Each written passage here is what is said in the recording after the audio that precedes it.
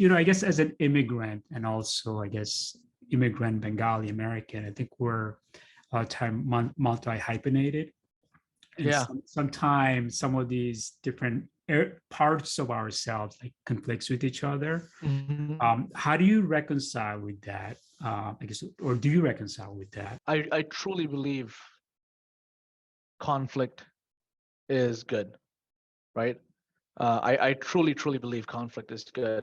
Conflict is growth. And when there's not enough conflict, I'm like, oh, I'm not growing. Something's not growing. Something's not, going upwards and to the right. We need to create some conflict here.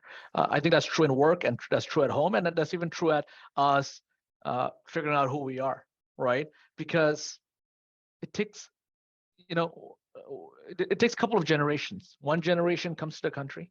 Second generation is going to get great jobs as engineer and doctor. Third generation is going to go ahead and uh, go into the arts. And the fourth generation is going to go do a lot of drugs, right? Those are the four different I'm kidding. Those are the four different generations. I think when you're going to skip a couple of steps, you're doing something that is not organic. You're doing something that is not normal.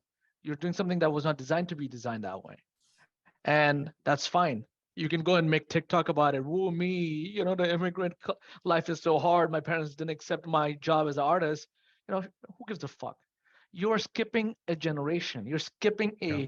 a entire generation, decades. You're skipping a couple of decades, and that means you're going to have to pay a price.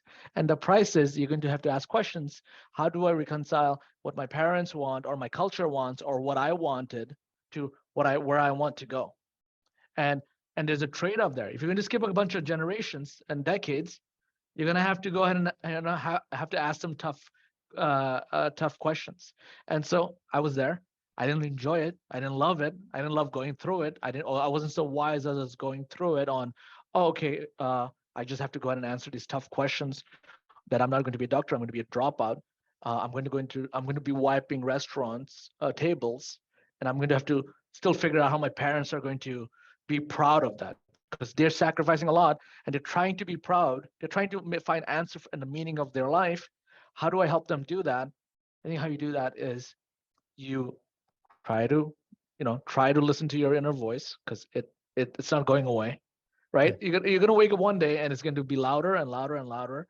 And what you want to do is listen to that voice, and hopefully, treat it with a lot of integrity and with a lot of discipline, so you can work hard in that new life or profession or partner you picked, and make that go and say, hey, I'm actually really happy and we're all actually benefiting from this. It didn't happen the first month or year or 2 years or 30 years, but after a couple of years, you get to reap benefits